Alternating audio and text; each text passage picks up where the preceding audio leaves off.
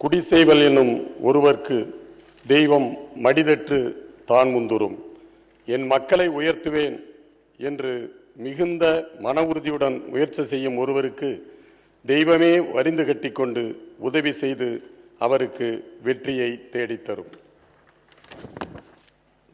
தாழ்பதிக்கும் இடமெல்லாம் தடம்பதித்து வாழ் சுழற்றும் களம் யாவும் வாகை சூடி முறை செய்து காக்கும் முதல்வராய், மக்களை முன்னின்று காக்கும் மூலவராய்,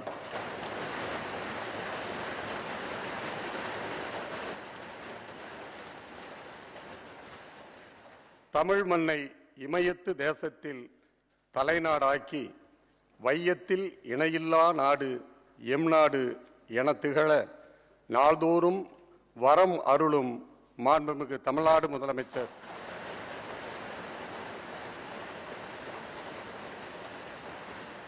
புரட்சி தலைவி அம்மா அவர்களை வணங்கி வரவேற்கிறேன். மாண்புமிகு அமைச்சர் பெருமக்களே, மாண்புமிகு உறுப்பினர்களே, வரலாற்று சிறப்புமிக்கதும் பாரம்பரியமிக்கதுமான தமிழ்நாடு சட்டமன்ற பேரவைக்கு தேர்ந்தெடுக்கப்பட்டிருக்கிற உங்கள் அனைவரையும் வரவேற்பதில் பெருமகிழ்ச்சி அடைகிறேன். 1984ஆம் ஆண்டிற்கு பிறகு ஆட்சியில் உள்ள கட்சிக்கே மீண்டும் ஆட்சி என்கிற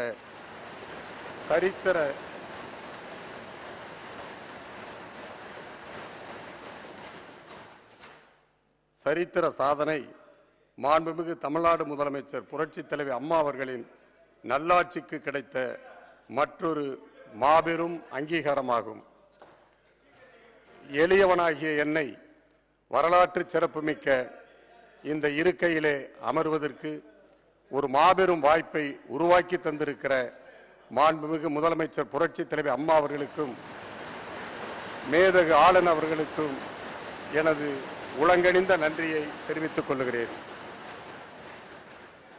மக்களால் நான், மக்களுக்காகவே நான் என்ற தாரக மந்திரத்தை முன்வைத்து தமிழகத்தை வளர்ச்சி பாதையில் கொண்டு செல்ல உறுதி பூண்டுள்ள மாண்புமிகு அம்மா அவர்களின் அனைத்து முயற்சிகளுக்கும் ஆக்கமும் ஊக்கமும் அளிக்கின்ற வகையில் மக்கள் சேவையின் மகத்தான பணிக்கு முழுமையாக நாம் ஒவ்வொருவரும் நம்மை அர்ப்பணித்து பணியாற்றுவோம்.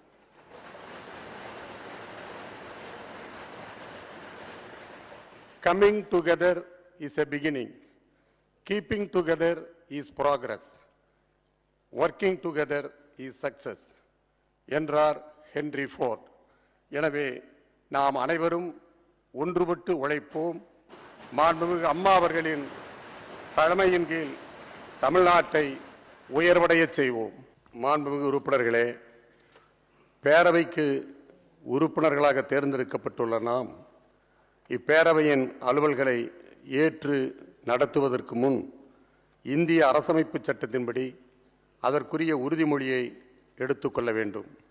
முதலில் மாண்புமிகு முதலமைச்சர் புரட்சி தலைவி அம்மா அவர்களையும், பின்னர் அமைச்சர்களையும், பிறகு செயலகத்திற்கு தகவல் தெரிவிக்கப்பட்டுள்ளதன் அடிப்படையில் சட்டமன்ற கட்சி தலைவர்களையும், அடுத்து முன்னாள் பேரவைத் தலைவர் மற்றும் முன்னாள் பேரவை துணைத் தலைவரையும், முன்னாள் முதலமைச்சர் மற்றும் முன்னாள் அமைச்சர்களையும், பிறகு தமிழ் அகர வரிசைப்படி உறுப்பினர்களையும் பதவி பிரமாணம் அல்லது உறுதிமொழி எடுத்துக்கொள்ள பேரவைச் செயலாளர் அவர்கள் அழைப்பார்கள். அவ்வாறு அழைக்கப்பெற்றவுடன் உறுப்பினர்கள் தேர்ந்தெடுக்கப்பட்டதற்கான தங்களின் தேர்தல் சான்றிதழை பேரவைச் செயலாளரிடம் கொடுக்க வேண்டும். உறுதிமொழி எடுத்துக்கொள்வதற்கான வாசகங்கள் அடங்கிய படிவம் உறுப்பினர்களுக்கு அளிக்கப்படும். அதில் உளமாற உறுதி கூறுகிறேன் என்றும் கடவுளறிய உறுதி கூறுகிறேன் என்றும் 2 வாசகங்கள் இருக்கும். உறுப்பினர்கள் அவரவர் விருப்பப்படி ஏதாவது ஒரு முறையில் உறுதிமொழி எடுத்துக்கொள்ளலாம். மாண்புமிகு உறுப்பினர்கள் தம் விருப்பப்படி படிவத்தில் உள்ள மொழியில், அதாவது தமிழ் அல்லது ஆங்கிலத்தில் உறுதிமொழி எடுத்துக்கொள்ளலாம். உறுதிமொழி எடுத்துக்கொள்ளும் போது படிவத்தில் உள்ள வாசகங்களை மட்டுமே படிக்க வேண்டும். உறுதிமொழி எடுத்துக்கொண்ட பின்னர் உறுப்பினர்கள் அந்த படிவத்தில் கையெழுத்திட்டு பேரவைச் செயலாளரிடம் கொடுத்த பின்பு உறுப்பினர் பதிவேட்டில் கையொப்பமிடுதல் வேண்டும். உறுதிமொழி எடுக்கும் கடமை மிகவும் புனிதமானது.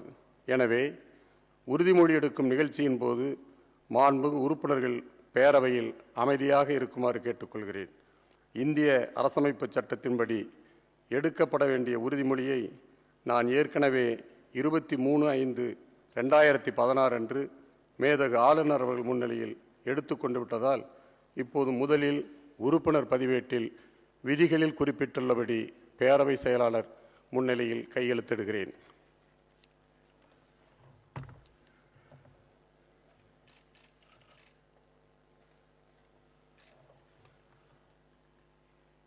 இப்போது மாண்புமிகு உறுப்பினர்கள் உறுதிமொழி எடுத்துக்கொள்வதற்கு வசதியாக பேரவை செயலாளர் அவர்கள் மாண்புமிகு உறுப்பினர்களது பெயர்களை குறிப்பிட்டு அழைப்பார். முதலில் மாண்புமிகு முதலமைச்சர் புரட்சித் தலைவி அம்மா அவர்களை அழைப்பார்.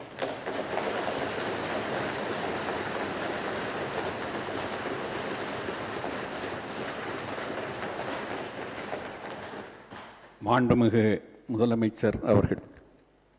சட்டமன்ற பேரவையின் உறுப்பினராக தேர்ந்தெடுக்கப்பெற்ற ஜே. ஜெயலலிதா என்னும் நான்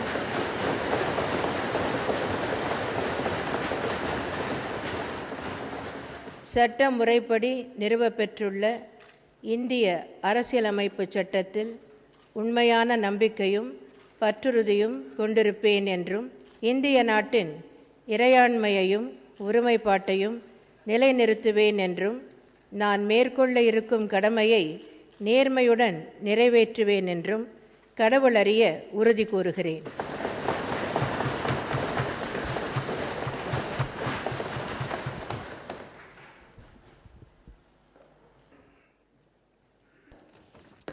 மாண்பு உறுப்பினர் திரு மு. கருணாநிதி அவர்கள்.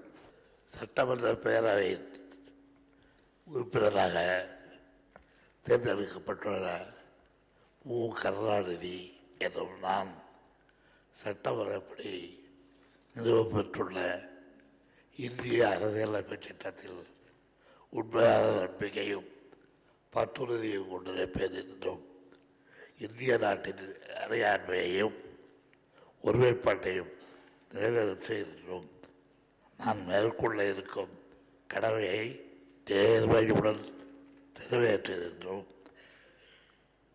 உடனாக உறுதி கூறுகிறேன்.